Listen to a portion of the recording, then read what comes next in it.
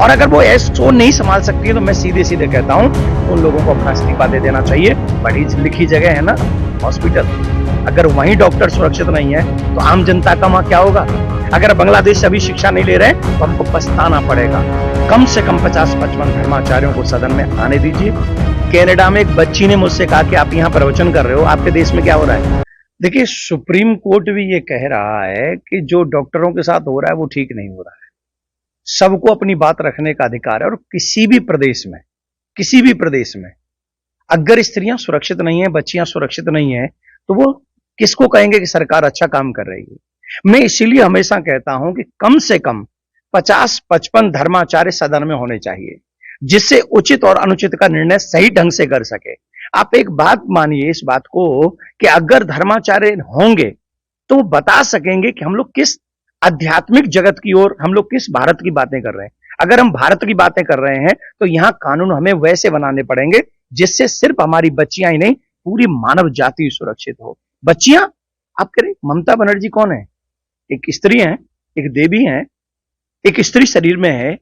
और स्त्री शरीर में होते हुए क्या उन्हें नहीं पता कि जब भी इस बच्ची के साथ में, किसी भी बच्ची के साथ में ऐसी भयावह है घटना घटती है तो उसके साथ क्या करना चाहिए, उसके साथ व्यवहार क्या होना चाहिए, क्या उन्हें नहीं पता।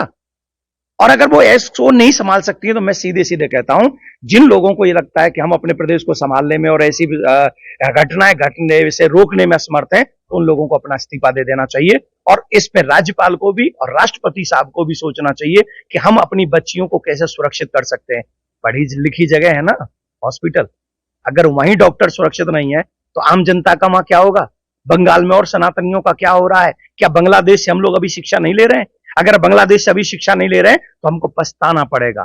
फिर एक बार देश की जनता को मैं कह रहा हूं, फिर एक बार मैं सभी जितने भी शासक हैं उनसे कह रहा हूं, कम से कम 50-55 धर्माचार्यों को सदन में आने दीजिए और उनको लाकर सही मायने में कैसे चारित्रिक उत्थान व्यक्ति का होगा, उसके बाद देश का विकास होगा, सही मायने में उसी को विकास कहा जाएगा। महाराज जी, विपक्ष जो है कह रहा है मुद्दे को कि वो हवा दी जा रही है, घटनाएं तो और भी होती है लेकिन उसके ऊपर चर्चा नहीं होती है। मैं ये कह रहा हूं घटना कहीं भी घटे, अगर स्त्री के साथ, कन्या के साथ, लेडीज के साथ घटना कहीं भी घटती है। अब वहां सुप्रीम कोर्ट कह रहा है कि एफआईआर करने में देरी हुई।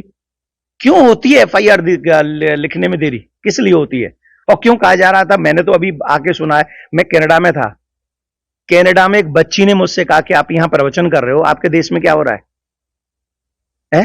आपके देश में उस बच्ची को क्या जवाब दूं? जब ऐसी घटनाएं घटती है ना तो वो प्रदेश नहीं पूछती, वो मुख्यमंत्री नहीं पूछती, वो पूछती है कि भारत में ऐसा क्यों हो रहा है। और इसके लिए बहुत जरूरी है चारित्रिक उत्थान, इसके लिए बहुत जरूरी है कि जितने भी लोग कुर्सियों पर बैठे हैं वो उसकी मर्यादा का पालन करें। अगर नहीं कर सकते तो कुर्सी छोड़ें और किसी अच्छे को आने दें।